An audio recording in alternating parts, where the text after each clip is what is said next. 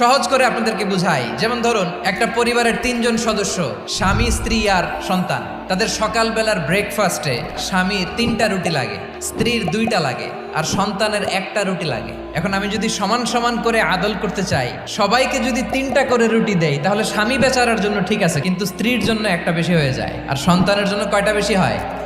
আচ্ছা, 2টা করে যদি সবাই দেয় সমান সমান নীতিতে, তাহলে স্ত্রীর জন্য, স্ত্রী বেচারির জন্য ঠিক আছে, কিন্তু স্বামীর কয়টা কম পড়ে? আর সন্তানের বেশি হয়ে যায় কয়টা? আচ্ছা, সমান সমান নীতিতে সবাইকে যদি সকালের নাস্তার জন্য 1টা করে রুটি দেই, সন্তানের জন্য ঠিক আছে, কিন্তু স্ত্রী বেচারির কম পড়ে কয়টা? স্বামীর কম পড়ে কয়টা?